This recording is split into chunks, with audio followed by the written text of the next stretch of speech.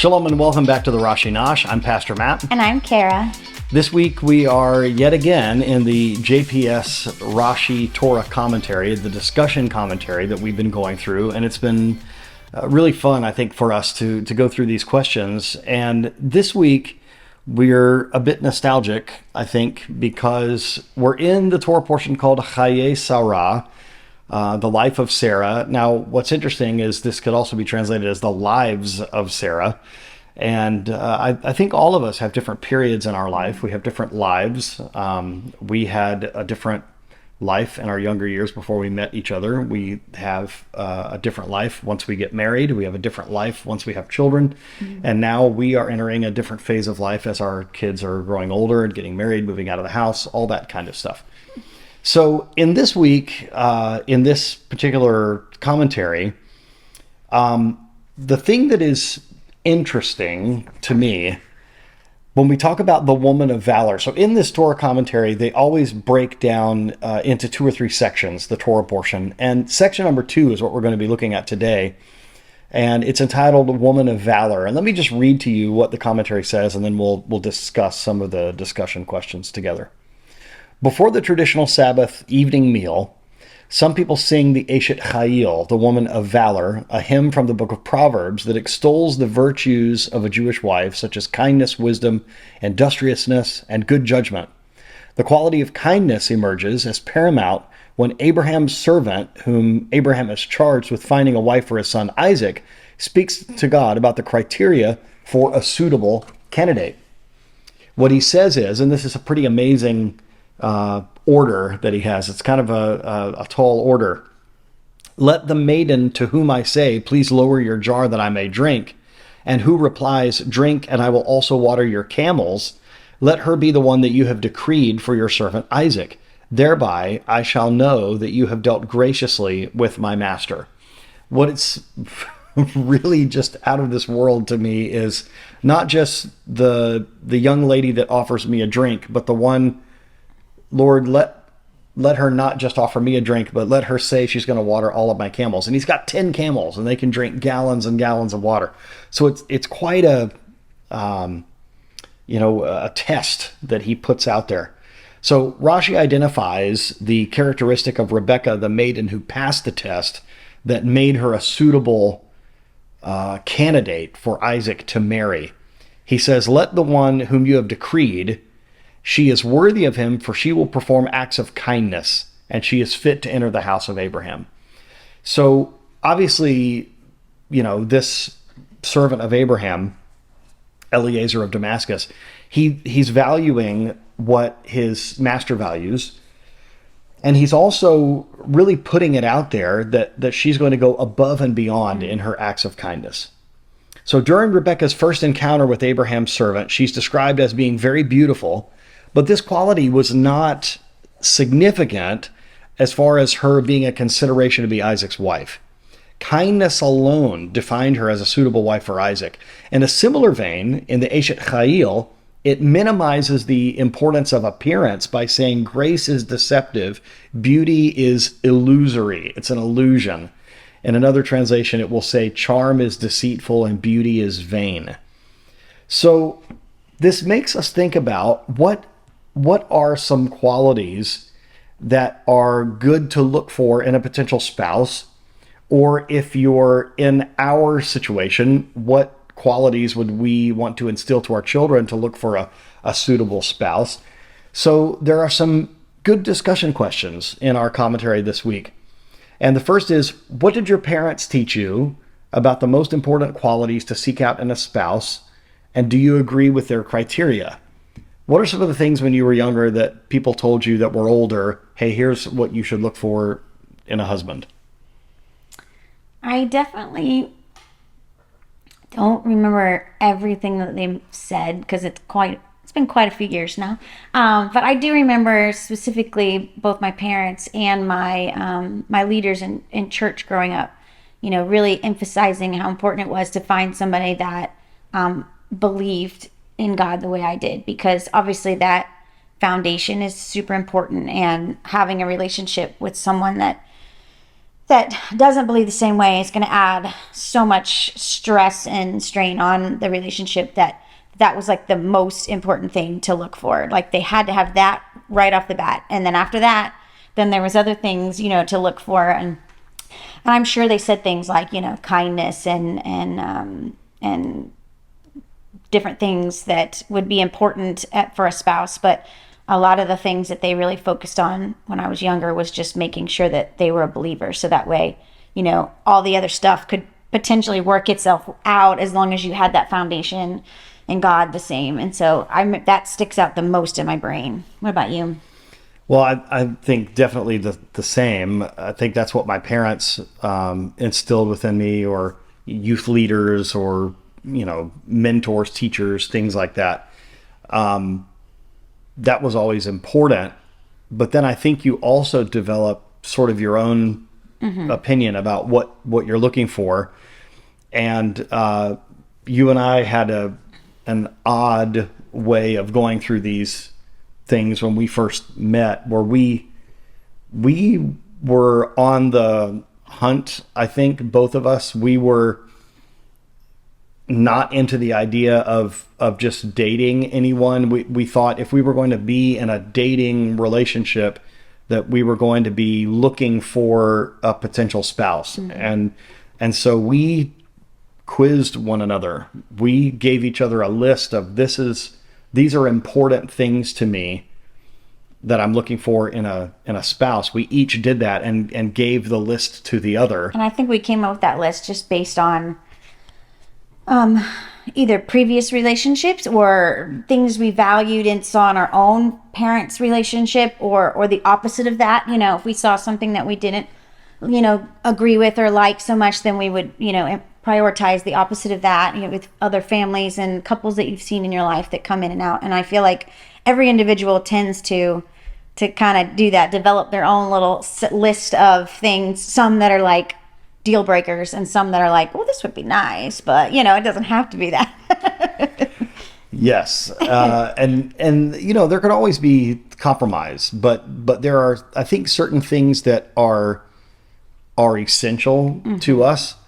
And I think it's okay to have that sort of scrutiny with someone. And I definitely thought it was important for, let me step back. I don't think I was looking for someone whose family was in ministry, but it was an important thing when I met you and found out that your dad was a pastor and had done youth ministry work as well. That was important to me, that you understood what a ministry family does and goes through and that kind of thing.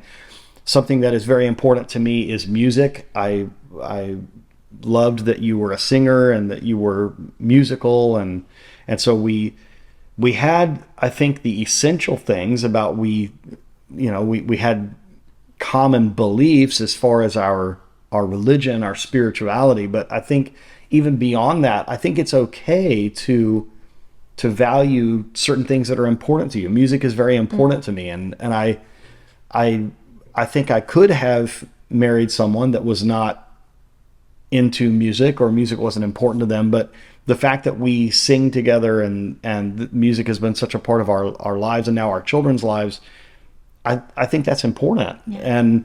And so it's just another way that we can bond to one another. And I know lots of people that are in ministry who their spouses didn't grow up in a ministry family, or musicians that didn't marry musicians, or things like that. So I'm not saying that you have to be sort of mirror images of one another, but there were certain things that stood out, I think, when we met each other, and those things were important. Now, something that might seem silly or superficial or whatever, I'm not a tall man, and it was special to me to be in a relationship with someone that I was taller than. That might seem a little silly, but so thank you for being a little more slight in your height to make me feel a little taller. So I think it's interesting, the little things that we look for, and the things that we value, the things that are taught to us by those older than us. Yes. Well, and then that leads us into question number 2. What criteria does popular culture regard as the most important in choosing a spouse? And do you agree with these gauges? And I might even put in here choosing a spouse. I'm not even sure that popular culture values being Marriage. a spouse. Yeah. Not anymore. So I think At there's least not in America.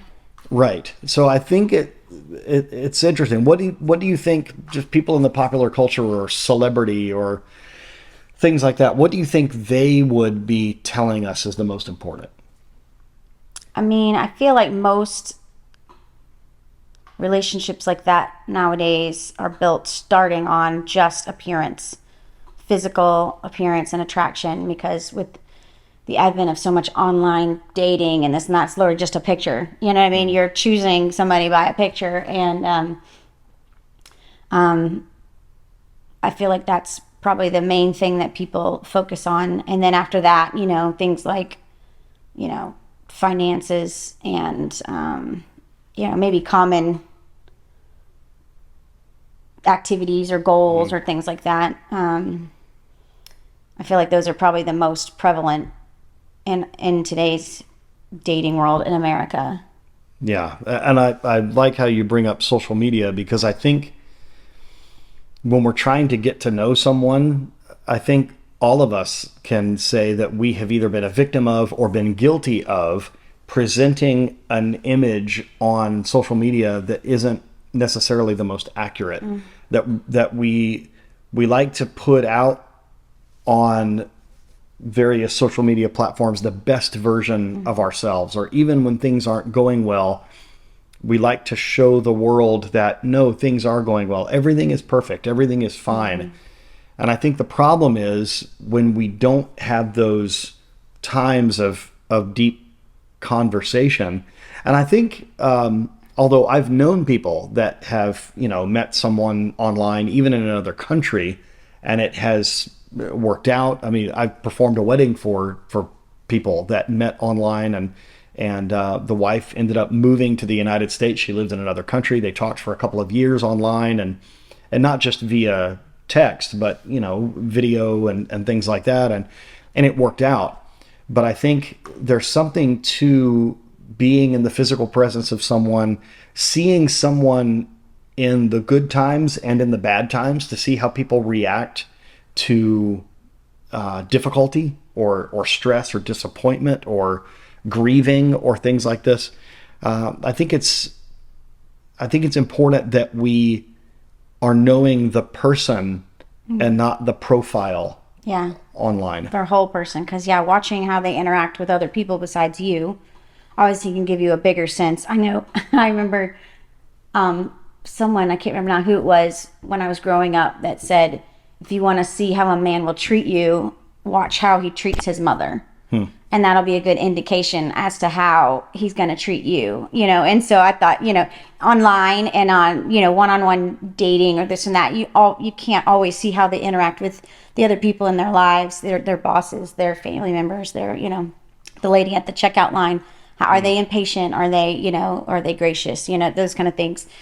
Because all of us can put on a front when we're trying to impress someone, but our real personality and our real lives can be a true testament to the kind of character we really have. Right. And I think maybe this is where we'll conclude. I think it's also good to give people room to grow. Oh, 100%. I think I'm a better person today having married you than I was or would have been had I not. I think we have a positive effect. And I think that's why, like, in the scripture where it said the kindness was important, because anybody could be pretty, you know what I mean, and even if you're not physically overly attracted to somebody, if they have a good heart, they are kind, and they are all those things, then you become more attracted to that person based on their heart. Yes. And kindness just spills into so many things. She was kind not only to the man, but she was kind to the animals, and sacrificed her time and energy to be able to not just give a quick drink to a man, but to spend the time putting in all the effort to feed the camel. So it really showed character just by that one trait of kindness. So if you know that they are a person, a potential person is, believes the way you do and has even something as basic as kindness, that, like you said, things can change and you can develop other things, but those basic things are there. So the relationship already is on a good foundation. I think that's so well said. That, and maybe this is what we need to bring up now as we conclude here. This is probably a good time for a commercial for Rabbi Shapira's book about Rebecca, whose name in Hebrew is Rivka, and he has this wonderful book called The Rivka Remnant about how Rebecca, she trusted God enough to just say yes. She accepted the proposal of a man. She didn't even meet the man she was going to marry. Yeah. And talk about faith. Yeah, left her family, left everything behind, and took a journey. And I think we're called to take that Rivka journey, that Rebecca journey. And so if you've not read Rabbi Shapira's book, The Rivka Remnant, I highly recommend it, especially if you're a Christian. I think that it's so important for us to do that as people who are grafted into Israel. We need to take that journey. So instill within your kids and your grandkids the things that are important. And if you are watching this video and you're looking for a spouse, make sure that you put those things that are important, really important, at the top of your priority list, and not some of the things that aren't as important. We both know someone that she thought was the perfect man, the perfect potential husband for her, and he was, but she just didn't find him very handsome. She wasn't attracted to him in that way. And he had all the other qualities. He had all the other qualities. And she said, Lord, I think this might be the man for me, but make him handsome to me. She prayed this, may I be attracted to him in that way, because they had mutual friends. They were introduced to one another, and she thought, I'm just blown away by this man and his faith and his commitment and his kindness and everything. He's so perfect, but I don't feel that spark of attraction. And then she said the next time he came over to take her to dinner, when she opened the door and saw him, she was overcome with this sense of, oh, how handsome he is. So attraction is not as important, and it will fade. All of us, I will say to my lovely wife, I don't look the same as I did 30 years ago. Me neither. but these things are temporal. And I think your feelings towards someone, as far as exterior beauty or attractiveness, tends to change. You tend to find each other more attractive as you get to know the inner person, and I think that's so important. And I think we are aging gracefully, and I have a lot more gray hairs in my beard and hair than I used to, and you find me distinguished. I don't know that you do. Do you find me distinguished? Okay, good. All right. Well, thank you all very much for joining us once again on the Rashi Nosh. Make sure you are prioritizing what is actually important. And as we are in this week in Parasha Chayei Sara, let Sara be an example to us. Let Rebecca be an example to us. And for us men, let Isaac be an example to us. And it's a beautiful love story. Read it this week and be inspired. Thank you so much for joining us. Shalom.